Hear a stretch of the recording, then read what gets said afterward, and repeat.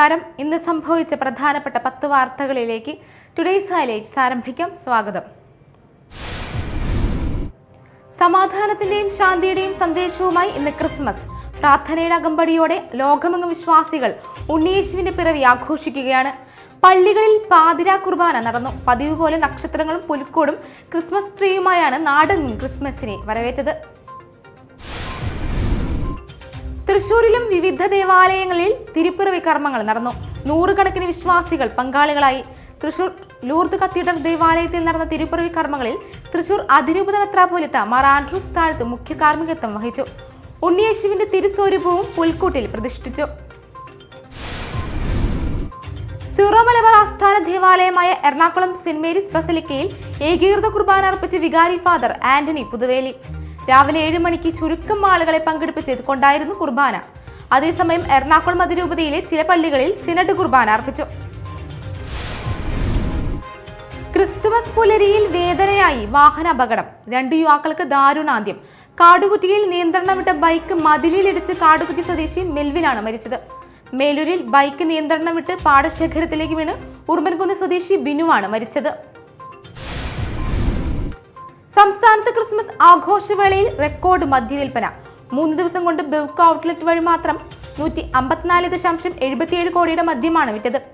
Christmas തലേന്നായ ഞായറാഴ്ച outlet വഴി മാത്രം 70.73 കോടി രൂപയുടെ മദ്യവിൽപ്പന നടന്നു.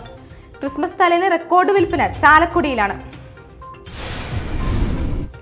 ചാലക്കുടി സർക്കാർ ITIക്ക് സമീപം വെള്ളിയാഴ്ച പോലീസ് ജീപ്പ് തല്ലി തകർത്ത കേസിൽ അറസ്റ്റിലായ 8 പ്രതികളെയും ചാലക്കുടി മജിസ്ട്രേറ്റ് കോടതി റിമാൻഡ് ചെയ്തു.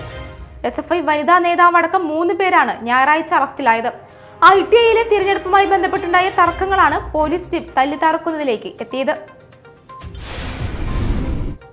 തൃശൂർ പൂരം പ്രതിസന്ധി സംബന്ധിച്ച ചർച്ചയിൽ അന്തിമ തീരുമാനമായില്ല. എക്സിബിഷൻ തറവാടക സംബന്ധിച്ച തിരുവമ്പാടി പാറേമക്കാവ് ദേവസ്വങ്ങളുടെ ആവശ്യങ്ങൾ യോഗത്തിൽ മന്ത്രിമാർ കേട്ടു.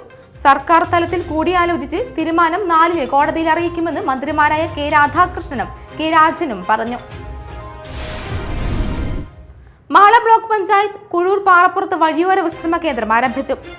വാർഷിക പദ്ധതിയിൽ ഉൾപ്പെടുത്തി 32 ലക്ഷം രൂപ ചെലവഴിച്ചാണ് വിശ്രമ കേന്ദ്രം നിർമ്മിച്ചിരിക്കുന്നത്. ജില്ലാ പഞ്ചായത്ത് പ്രസിഡന്റ് PK ഡേവിസ് ഉദ്ഘാടനം ചെയ്തു.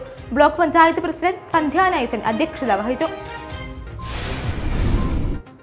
കുഴൂർ പാറപ്പുറം കൂട്ടായ്മയുടെ ആഭിമുഖ്യത്തിൽ നക്ഷത്ര തടാകവും വിവിധ കലാ സാംസ്കാരിക പരിപാടികളും ആരംഭിച്ചു. അഡ്വക്കേറ്റ് VR സുനിൽകുമാർ MLA ഉദ്ഘാടനം ചെയ്തു. കൂട്ടായ്മ പ്രസിഡന്റ് PT സന്തോഷ് കുമാർ അധ്യക്ഷത വഹിച്ചു. ജില്ലാ പഞ്ചായത്ത് പ്രസിഡന്റ് PK ഡേവിസ് മുഖ്യാതിഥിയായിരുന്നു.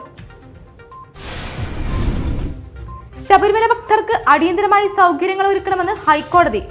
അവധി ദിനത്തിൽ ശബരിമലയിലെ തിരക്ക് സംബന്ധിച്ച് സ്പെഷ്യൽ സെറ്റിംഗ് നടത്തിയാണ് ഹൈക്കോടതിയുടെ നിർദ്ദേശം.